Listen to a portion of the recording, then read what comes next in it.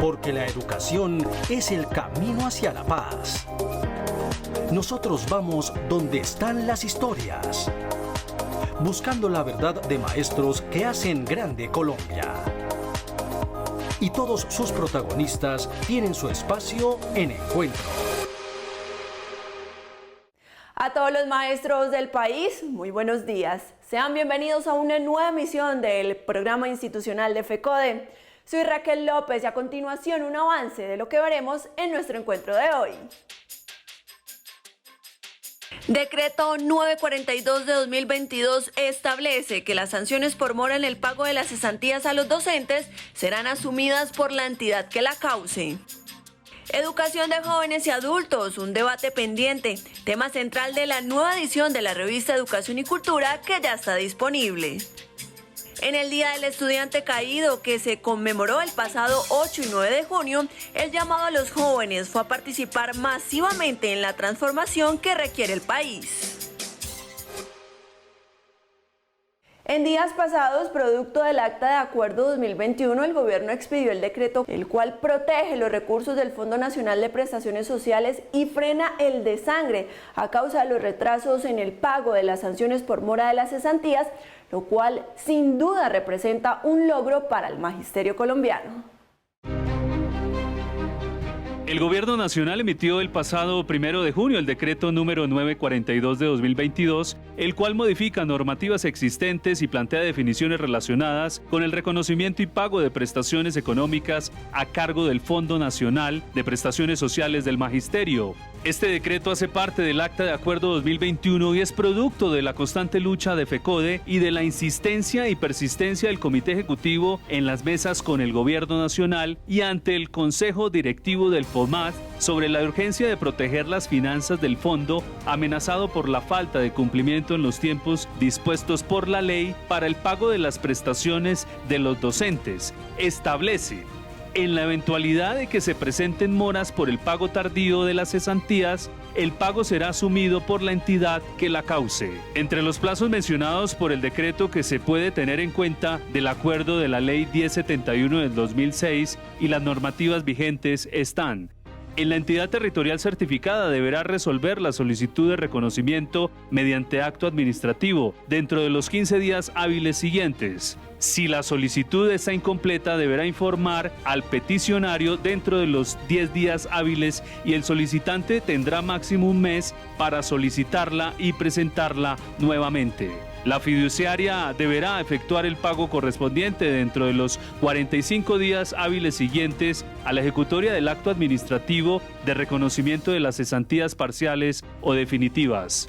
El logro más significativo de este decreto es que la sanción moratoria no efectuará los recursos del Fondo Nacional de Prestaciones Sociales del Magisterio y en el caso de presentarse su pago será responsabilidad de la entidad que la genere, es decir, si la demora en el pago es consecuencia de la entidad territorial o de la fiduciaria la previsora, estas deberán asumir los costos de sus recursos de manera individual, pero si es por ambas, el monto se calculará y la pagará de forma proporcional según los días de retraso. Esto significa un gran avance para cuidar los recursos del fondo que venían en un desangre por la falta de agilidad en los procesos tanto de las entidades como de la fiduprevisora. Además, son una garantía para los docentes en que sus prestaciones deben pagarse en los tiempos establecidos por la ley. Finalmente, sobre la sentencia del Consejo de Estado que ordena eliminar la barrera de los 3 años para solicitar las cesantías, el Gobierno Nacional interpuso un recurso jurídico, por lo que es necesario esperar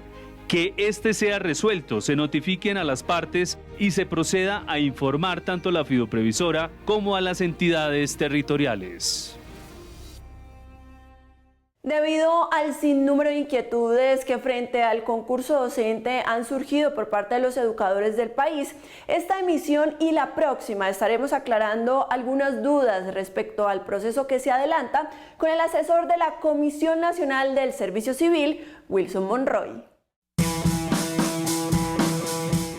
teniendo en cuenta que se ampliaron las fechas de inscripción para el proceso de selección al concurso docente hasta el miércoles 22 de junio para realizar el pago por el Banco Itaú y hasta el jueves 24 de junio para el pago por PCE, detallamos con Wilson Monroy, asesor del proceso de selección de la Comisión Nacional del Servicio Civil, el paso a paso de cada una de las etapas para el proceso del concurso docente.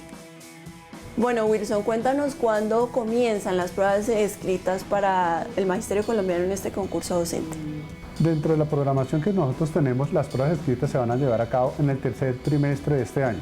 O sea, más o menos ya estamos hablando sobre agosto, septiembre, realizaremos el llamado para las pruebas. Bueno, ahora descríbanos detalladamente el paso a paso de cada una de las etapas dentro del proceso. Hablamos primero de las zonas rurales, ¿sí? Este proceso tiene la etapa de las inscripciones, ahorita que ya estamos en inscripciones, ya pasamos la etapa de divulgación, vamos a las pruebas escritas. Una vez superadas las pruebas escritas, vamos a hacer la etapa de verificación de requisitos mínimos, ¿sí? Esto es inverso al sistema general. Hacemos la verificación de requisitos mínimos, los que superan esa etapa pasan a la verificación de antecedentes. Wilson, también cómo ha sido ese proceso para completar las vacantes, para asignarlas y precisamente para también disponer esas sedes rurales y no rurales para los docentes. Las zonas no rurales son muy similares, pero adicional, después de que yo hago la prueba escrita, hago BRM, paso a la siguiente etapa que es la entrevista. Esta tiene una característica adicional que es las personas que están en zonas no rurales o casco urbano en las ciudades van a tener una entrevista, así está determinado en el decreto 915. Estos dos procesos que son rurales y no rurales, nosotros esperamos expedir las listas de elegibles en el primer semestre de 2023.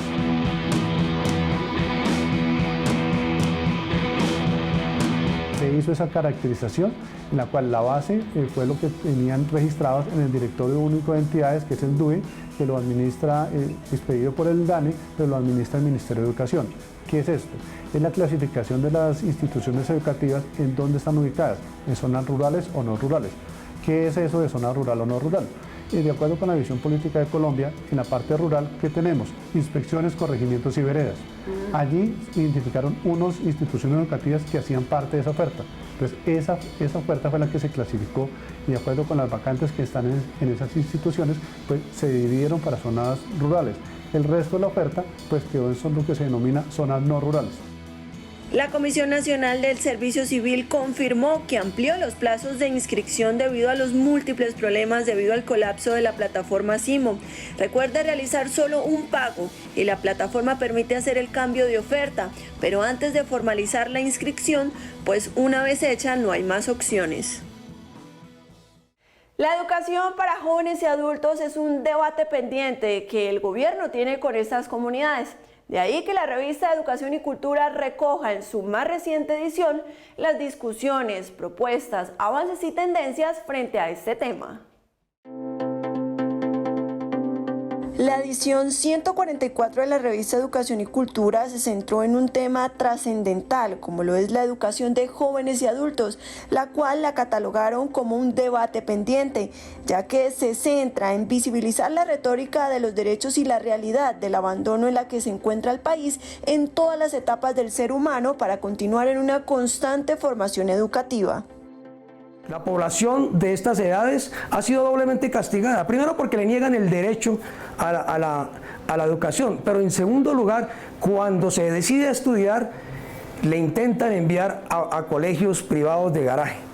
En ese orden de ideas también hay que resaltar que la educación de jóvenes y adultos ha sido producto de una terrible persecución por el Estado, de tal magnitud que ha decidido en los gobiernos, los últimos gobiernos, suprimir los profesores de tiempo completo y en propiedad.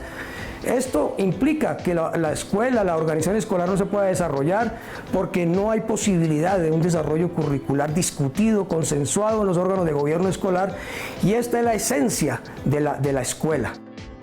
Esta nueva publicación de la revista ha sido dedicada a resaltar la frágil existencia de un sistema educativo no constante y no progresivo, que no ha sido de interés del Estado y que se agravó aún más después del acto legislativo 01 de 2001 y 07 de 2004 en los gobiernos de Andrés Pastrana y Álvaro Uribe, porque fue allí donde se disminuyeron los recursos para la educación de jóvenes y adultos.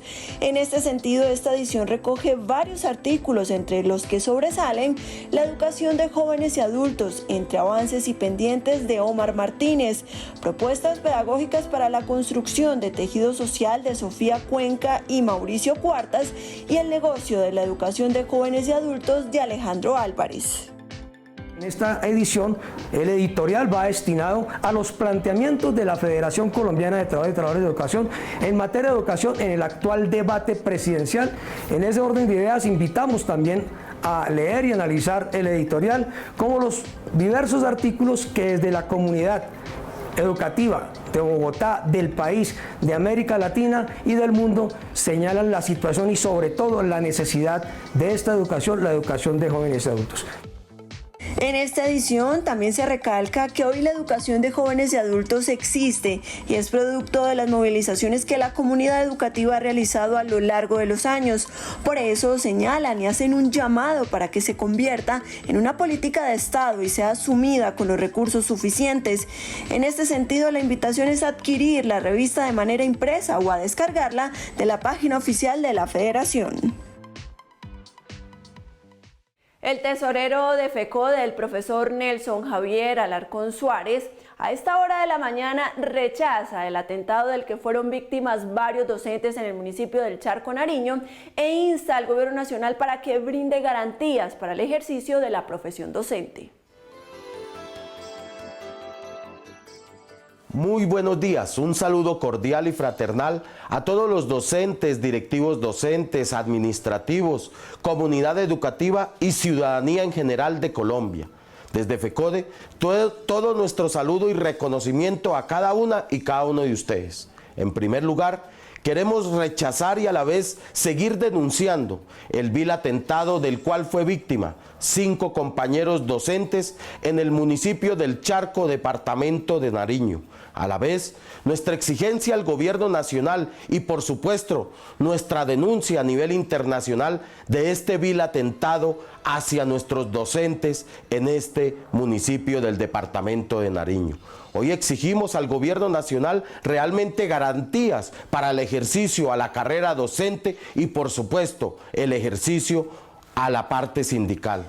Hoy realmente no se han implementado las medidas de seguridad para nuestros docentes que a lo largo y ancho del territorio colombiano vienen siendo perseguidos y estigmatizados. Todo esto por una campaña de desprestigio que se le está haciendo al magisterio colombiano y a FECODE. En segundo lugar, queremos invitar a todas y a todos los maestros, directivos docentes, administrativos, comunidad educativa, a que el próximo 19 de junio podamos acompañar el verdadero cambio, un verdadero cambio por la defensa de la educación pública, por la vida, por la paz, por la democracia, para vivir sabroso como realmente corresponde, como se lo merece nuestro país. Todos los maestros y maestras tenemos el hecho más histórico y podemos tomar las mejores decisiones. Por eso la invitación a todas y a todos para que podamos acompañar el cambio por la vida, para que realmente podamos tener una educación pública, gratuita, universal, desde el preescolar de 3 grados hasta la universidad. Feliz fin de semana para todas y todos. La privatización de la educación pública se disfraza de diferentes formas. Es responsabilidad del gobierno garantizar un acceso equitativo e incluyente para todos los niños, niñas y jóvenes a una educación pública gratuita y financiada por el Estado. FECODE rechaza la comercialización y privatización de la educación pública en el país, porque la educación no es una mercancía, es un derecho.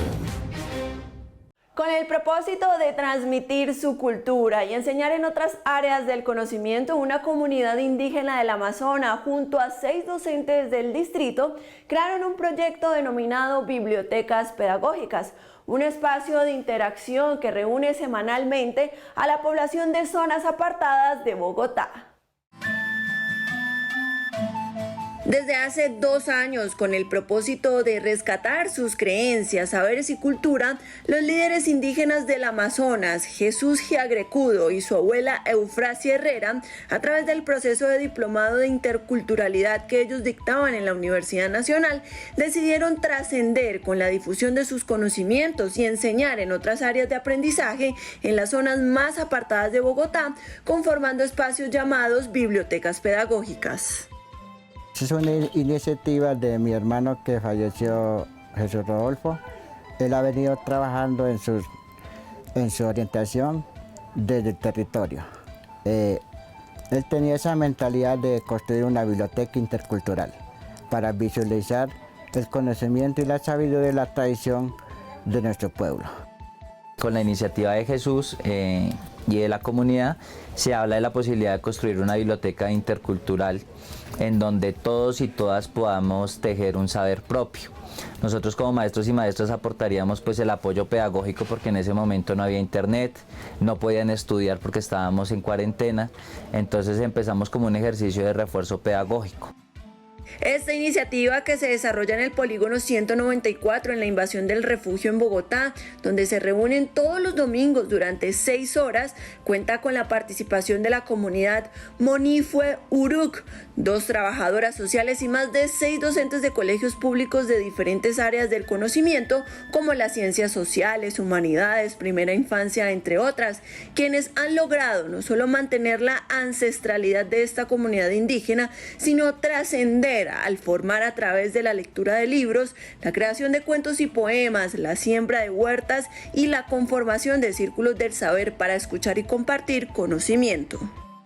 Las verduras vamos a cultivar tabacos, que es la que él manejaba desde la orientación para poder sacar los procesos de los proyectos. Y también en la palabra entra todo lo que tiene que uno trabajar en la comunidad y para la enseñanza también de los niños, de las mujeres, de los jóvenes. Recuperar esa identidad con estos niños, entonces trabajo con ellos dibujando con las palabras y mi propio cuento mío que es bien colorido y eso estoy explicándole a los niños. Los contenidos que tiene es tema de desplazamiento y está plasmado ese dolor, esa resistencia que nosotros tenemos, está plasmado en los cuentos. Aunque Jesús ya no está físicamente, su abuela junto a los docentes trabaja a diario para fortalecer más estos espacios y crear otras bibliotecas como la que también hay en la localidad de Ciudad Bolívar, porque gracias a este proyecto pedagógico ya son 485 personas, entre ellas 150 niños, niñas y jóvenes, quienes se han enriquecido cultural y académicamente. Con la consigna de las calles a las urnas, líderes estudiantiles le hacen un llamado a los jóvenes del país en el marco del Día del Estudiante Caído para que las luchas gestadas y lideradas por ellos en las calles se materialicen el próximo 19 de junio ejerciendo su derecho al voto. Como lo han demostrado durante décadas, los jóvenes estudiantes han proclamado por los derechos humanos, educativos y sociales para la transformación y el óptimo desarrollo del país. Así quedó evidenciado desde 1929 con el asesinato del estudiante Gonzalo Bravo el 7 de junio por el disparo de un policía del batallón presidencial, lo que demostraba un panorama profundamente represivo y que aún sigue latente. Desde entonces, cada 8 y 9 de junio es un día de conmemoración por parte del movimiento estudiantil para reconocer la lucha que mantienen en la historia de la nación. El movimiento estudiantil lleva más de 50 años en la lucha de las calles a las urnas. Y es precisamente como esa indignación que manejamos, que manifestamos en las calles, precisamente también debe materializarse en las urnas y materializarse en los votos. Es el Congreso de la República quien ejecuta y quien aprueba las leyes. El país no va a conquistar, digamos, unas leyes democráticas y unas leyes de financiación profunda a nuestras universidades y a nuestros colegios si no logramos tener una mayoría específica en el Congreso de la República, así como no vamos a modificar si no logramos tener un presidente que cumpla con las garantías para la educación. En este contexto es importante reconocer las innumerables movilizaciones que a través de los años los estudiantes han gestado, adelantado y liderado en las calles para alzar su voz en rechazo a las políticas que atentan en contra del pueblo, para reivindicar derechos fundamentales y para exigir mejoras en la calidad de la educación. Un ejemplo de ello fue el estallido social de 2019 y el paro nacional de 2021, donde los jóvenes fueron los principales protagonistas, por lo que hoy se hace imprescindible que la juventud conozca, estudie y discuta las propuestas de los candidatos para que sus luchas se puedan materializar en las urnas.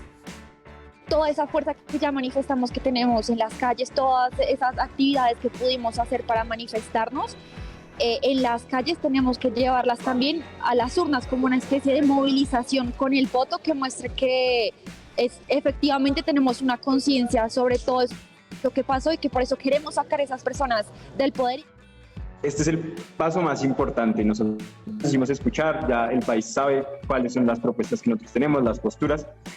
Y lo que nos queda a nosotros ahorita es participar masivamente en las urnas. Yo siento que es la única forma y es el mecanismo que nos permite a nosotros dejar por sentado las ocupaciones que nosotros tenemos.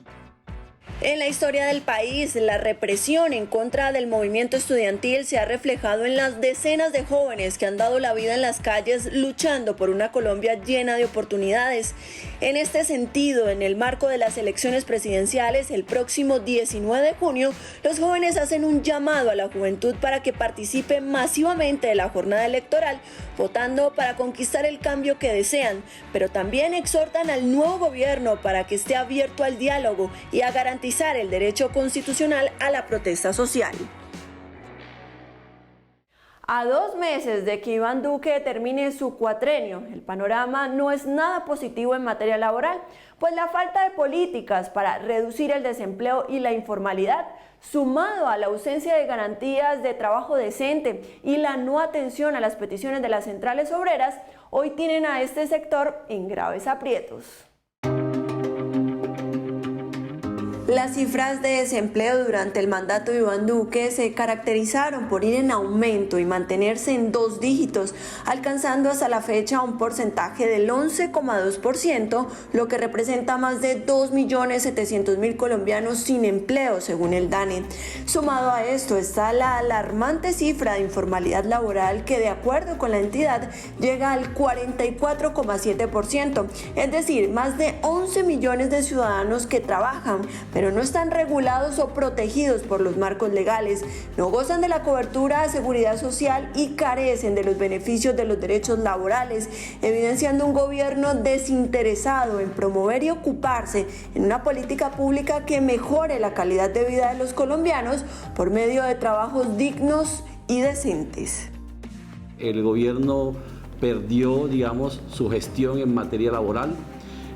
La economía crece a tasas muy altas. El año pasado creció 10,6, en el primer trimestre de este año 8,5, pero eso no se está viendo en el empleo. Es decir, hay crecimiento económico, pero sin empleo. ¿Esto qué significa? Que a los empresarios le está yendo bien, pero al país le está yendo mal. En materia de ingresos, hay que decir que el incremento del mínimo y en este gobierno fueron ajustados en términos reales, pero lamentablemente el impacto de la inflación global. Entonces tenemos una política económica que también contribuye a que los salarios pierdan capacidad de compra.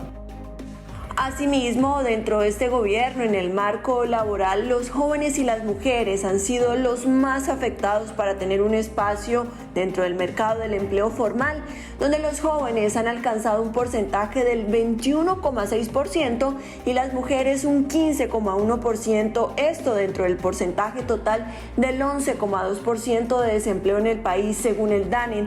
Además, en medio de la crisis y el confinamiento debido a la pandemia, este gobierno no atendió las peticiones de las centrales obreras, haciendo caso omiso al pliego de peticiones en el que no ejecutó el llamado a financiar y apoyar a la pequeña y mediana empresa con los salarios, dejando como consecuencia la pérdida de 3.500.000 empleos que aún no se han recuperado y la represión sindical. Sigue habiendo constreñimiento a la acción sindical por parte del sector privado y del sector público. El asesinato de dirigentes sindicales continúa. En el año anterior hubo cerca de 34 asesinatos. Hay muchas amenazas, estigmatización y persecución por la actividad sindical. De otra parte, este gobierno también promovió e impulsó los pisos de protección social que atentaban contra los derechos de los trabajadores porque permitía los contratos por horas, llevando a la pérdida de garantías laborales. En conclusión, en materia laboral, este gobierno también se rajó, ya que concentró sus políticas en beneficiar a los grandes empresarios en lugar de garantizar el empleo en condiciones dignas a millones de colombianos de a pie, quienes hoy viven en medio de los altos niveles de pobreza.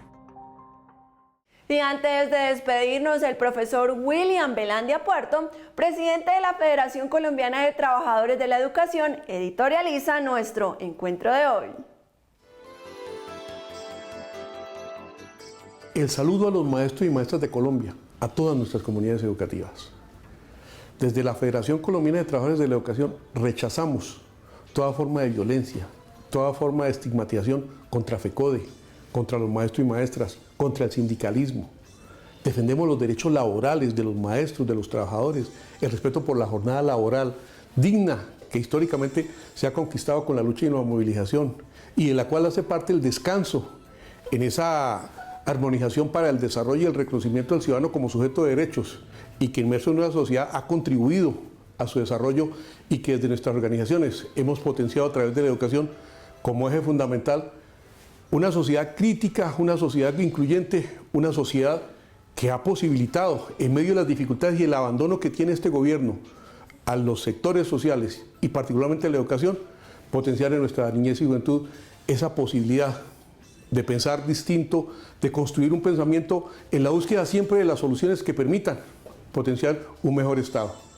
Por eso, compañeras y compañeros, este 19 de junio es clave, ese análisis coyuntural, mirar qué propuesta tiene en la cabeza el país y apuntarle a ese ejercicio respaldando con nuestro ejercicio democrático que se materializa desde las calles, pero que tiene que traducirse en las urnas, la posibilidad de brindarle esa esperanza a la niñez y a la juventud por un país incluyente, por un país en paz, por un país en donde se respete la vida, la opinión del otro, y que atienda el cumplimiento de lo que se presenta en las calles, ese clamor social que se ve en las calles y que se traduce en las mesas de negociación. Un gobierno que genere la confianza para hablar con ellos y exigir la materialización de los acuerdos. No es posible seguir siendo objeto de la burla, como lo está haciendo este gobierno, del incumplimiento de los acuerdos, el recurso de los 8.000, la financiación de la educación, el tema del estatuto docente. Hemos estado exigiendo y hemos estado en las mesas, pero desafortunadamente aquí no hay ninguna voluntad política y eso tiene que llamarnos a la reflexión, compañeras y compañeros, para que el próximo gobierno tenga esa confianza que nosotros necesitamos para el diálogo social que hace parte de ese constructivo, de ese fortalecimiento del país que queremos, de esa atención a ese clamor que en las calles y en las mesas se traduce en exigencias que, como siempre lo hemos hecho los maestros y maestras del país, potencian soluciones y generan posibilidades, como es el caso de la educación pública, gratuita, de calidad, administrada y financiada por el Estado, y que tiene que ser un eje fundamental, como ha sido en todas las sociedades del mundo. Por eso es fundamental ese análisis de reflexión y esa toma de decisiones y llamar a nuestra juventud, a todas nuestras comunidades a ser parte de ese eje del fortalecimiento en la defensa del Estado social, en el fortalecimiento de la democracia. Necesitamos un gobierno que priorice la escuela como territorio de paz, en donde se organice la convivencia, el diálogo, esa fraternidad que debe caracterizar a las comunidades. Y por supuesto, ello demanda más docentes orientadores, más coordinadores, respeto a las iniciativas de rectores que han trabajado en esa dimensión y una política clara de prevención y acción para erradicar todas esas formas de violencia. Hasta aquí nuestro encuentro de hoy. Recuerda que toda la información oficial de la Federación la encuentra en la página web www.fecode.edu.co y en nuestras redes sociales. No olvide que en nuestro canal de YouTube puede ubicar todas las emisiones semanales de Encuentro. A ustedes gracias por su sintonía y nos reencontramos el próximo sábado a las 7 de la mañana por Teleantioquia. ¡Feliz día y feliz fin de semana!